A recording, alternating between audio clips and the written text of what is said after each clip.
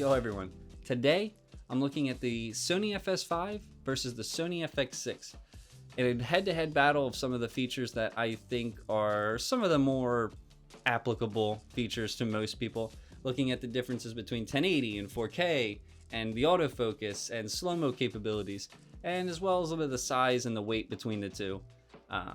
It's gonna be fun. Let's go check it out. So here we have this is just the full HD Sony FS5 in all its glory. This is what it looks like. It's good, and with good lights, as with any camera, it does the job.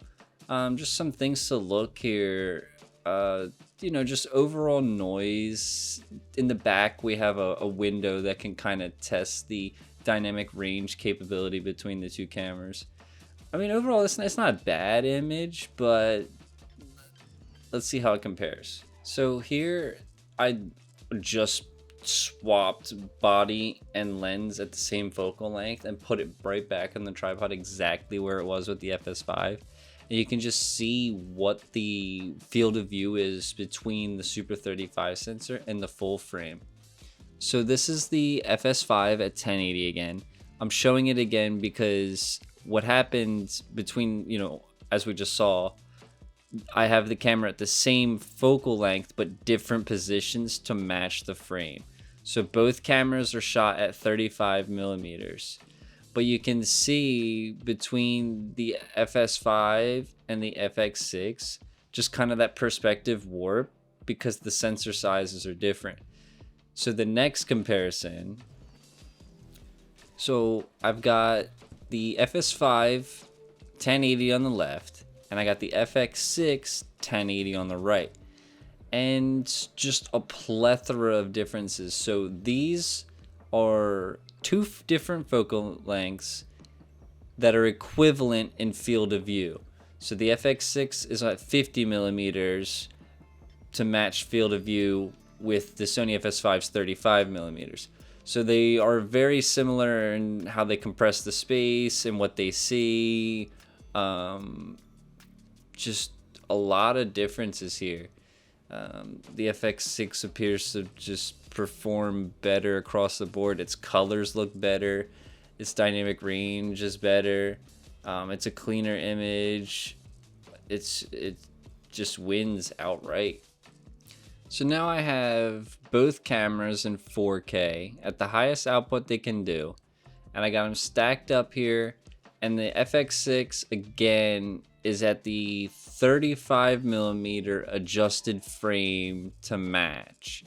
So you can see that full frame effect kind of taking place where the frame is similar but everything's different. The lens optics are playing here, and she feels a little bit bigger. We feel closer. It's not as distant as far as the 35 millimeter feels on the FS5.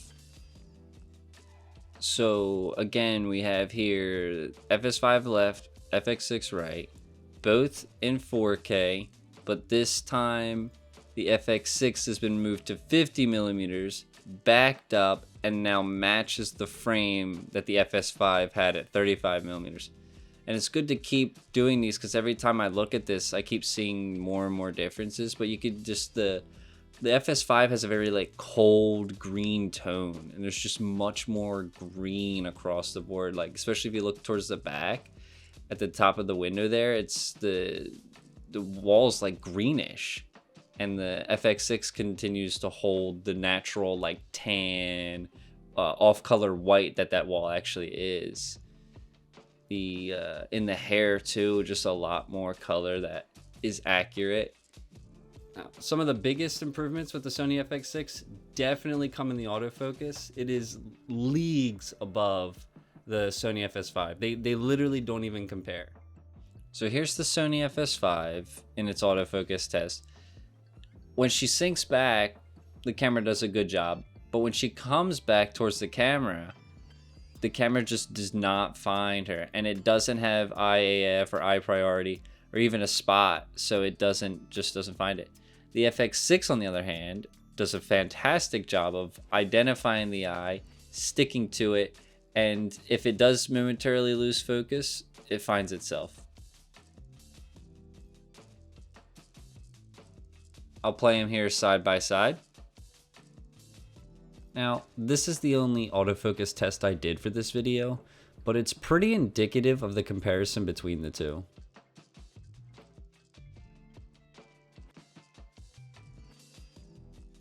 The Sony FX6 also includes the ability to shoot 4K 60 and 4K 120 frames per second. The Sony FS5 cannot shoot at that resolution at those frame rates. It can, however, shoot at those frame rates and even higher than those frame rates, though most of the images beyond 120 and 240 FPS are pretty much unusable. It is cool to have the feature, but I don't really see anybody utilizing it in any real capacity.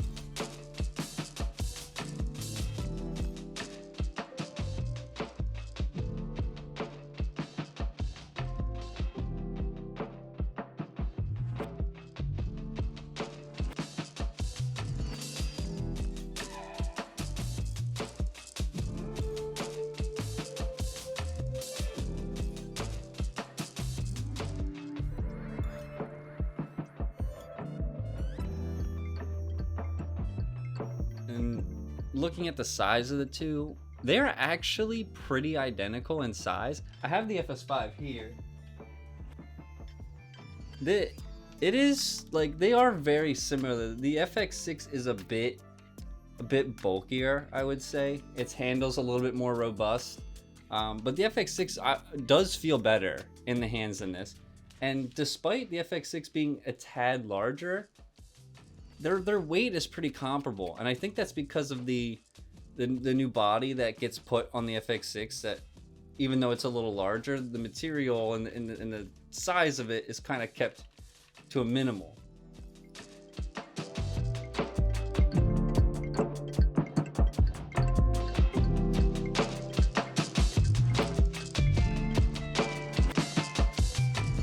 At the end of the day, the Sony FS5 just does not compare to the Sony FX6. There's a multitude of improvements, and there was even a multitude of improvements between the Sony FS5 Mark I and the Mark II, which was released a couple years after Mark I.